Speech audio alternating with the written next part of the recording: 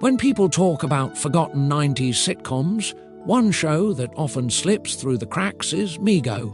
On paper, the concept actually sounded like a recipe for success. The series followed an alien named Meego who crash lands on Earth and ends up living with the Parker family while he waits for his spaceship to be repaired. To blend in with human society, Meego takes on the role of babysitter for the family's children, which naturally leads to all kinds of comedic situations as this curious extraterrestrial tries to understand the strange habits and rules of human life. The show leaned heavily into the classic fish-out-of-water comedy formula, where an outsider tries to navigate everyday situations that the audience takes for granted. In many ways, it echoed the spirit of earlier sitcoms like Alf and Third Rock from the Sun, which also built their humor around alien characters learning how humans behave. But while those shows found long-term success, Meego struggled to capture a large audience and ended up becoming one of those short-lived experiments that disappeared almost as quickly as it arrived. One of the most interesting things about Meego is that it actually had a strong cast and some promising ingredients. The title character was played by Bronson Pinchot, best known for his memorable role as Balky on Perfect Strangers. Pinchot had already proven that he could play eccentric, lovable characters with a unique comedic energy, so casting him as an alien trying to adapt to Earth life made a lot of sense. His performance brought a quirky charm to the character, and he clearly leaned into the physical comedy and odd mannerisms that made Meego stand out.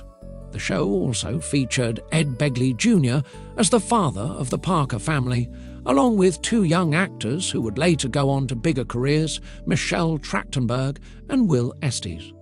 Looking back today, it's interesting to see these performers early in their careers because at the time the show had the potential to become a launching pad for them. Another reason the show had promise was its tone. Unlike some science fiction sitcoms that leaned heavily into complex alien mythology, Meego kept things light and family-friendly. The humor came from Meego misunderstanding everyday human customs, everything from social etiquette to parenting challenges. His alien perspective often allowed the show to comment on human behavior in a playful way, highlighting how strange our everyday routines might seem to someone seeing them for the first time.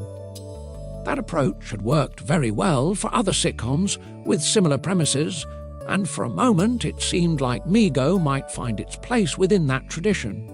However, despite those strengths, the show struggled almost immediately after its debut. One major factor was its placement within CBS's experimental block party programming lineup in 1997.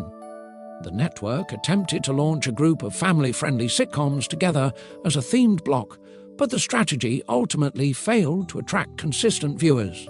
Even though Meego had some recognizable talent and a relatively accessible premise, it was buried in a lineup that never quite found its identity. Without strong ratings from the start, the network quickly lost confidence in the show. Another challenge was the timing of its release. By the late 1990s, the novelty of alien sitcoms was beginning to wear off. Shows like Alf had already explored the comedic potential of aliens living with human families, and Third Rock from the Sun was already delivering a more polished and critically acclaimed version of the concept at the same time Meego premiered. In comparison, Meego sometimes felt like a lighter, more conventional version of an idea audiences had already seen before. While the character of Meego was entertaining, the show struggled to differentiate itself enough from those earlier successes. The show's early cancellation also prevented it from fully developing its characters and storylines. Sitcoms often take time to find their rhythm, as writers and actors gradually refine the tone and dynamics between characters.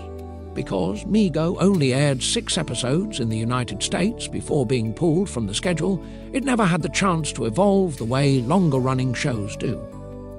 Ironically, several additional episodes had already been produced but were never broadcast domestically, meaning American audiences never even got to see the full extent of what the series might have become. Looking back today, Meego feels like one of those television what-if stories, a show that had a charming premise, a capable cast, and a familiar comedic formula, but simply arrived at the wrong moment. It wasn't a terrible show by any means.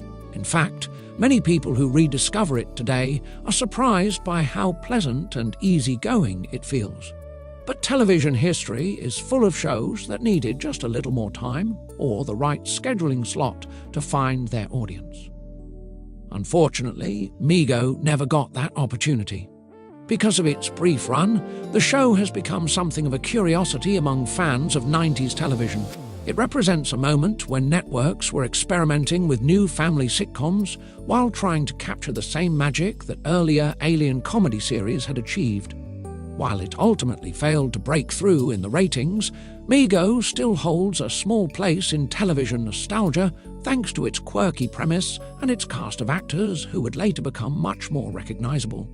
In the end, the show serves as a reminder that sometimes even a fun concept and talented performers aren't enough to guarantee success. Timing, network support, and audience attention all play a crucial role.